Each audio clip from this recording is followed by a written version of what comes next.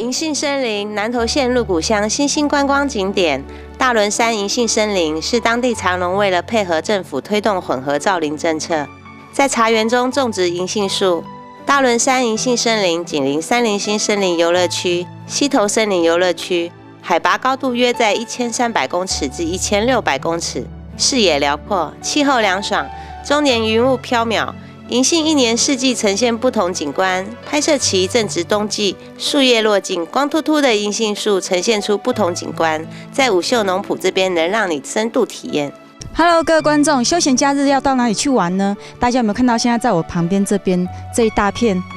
光秃秃的？这是什么？可是还蛮漂亮的哦。听说这边是鹿谷乡。来到鹿谷乡游玩的游客呢，一定会听到人家跟他们介绍的银杏森林。可是现在我看到的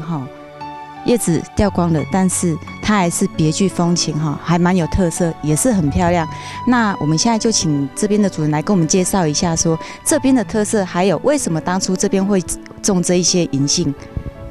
好，那这边是属于南投县鹿谷乡的大仑山然后这边的风景很漂亮在这边海拔1500公尺的地方我们这边北边可以看到苗栗的火焰山那南边可以看到云林县的六轻台中彰化云林南投都看得到像最近刚下雪那山头白茫茫，那是合欢山还有大雪山也都看得到那这边的地理环境相当不错可以很适合来这边走一走散个步吸收一下那个芬多精然后这边你看我们这样。刚才主持人介绍的这个是光秃秃的，这个是银杏它这边是民国81年开始，这个我们响应政府在做这个混农林造林政策然后这边大概有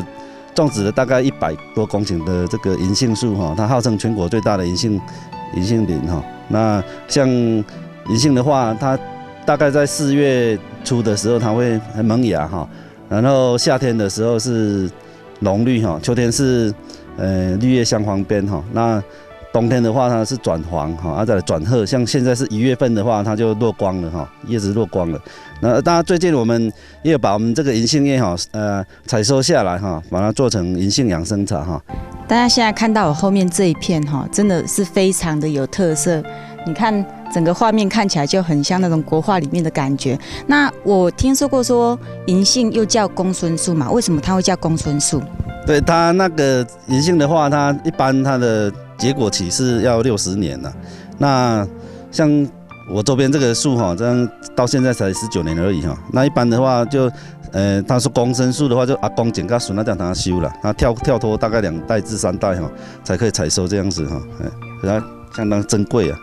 那我们一般游客来到这边除了说欣赏不同的季节来这边欣赏它不同的颜色变化嘛，还有包含现在说它叶子掉光的时候那种景色。那除了这些银杏树之外呢，还有哪些特色值得我们游客来到这边可以特别去注意一下的？那这边的话，特色的话就是说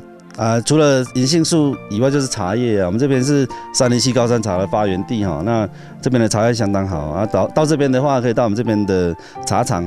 跟茶农做一些茶叶的交流，这样是蛮不错的那我们这边的话，风景的话，大概像夏天的话这边都是常年都是夏天5、6、7、8、9、10月份都是云雾了那像现在冬天的话，它常常可以看到我们这个云海还有云瀑的出现了相当的美丽这样子。对。好，各位观众，想不想来这边享受一下漫步在银杏森林，然后看着云雾飘渺在你身边的景色呢？赶快找个时间到银杏森林来玩一下。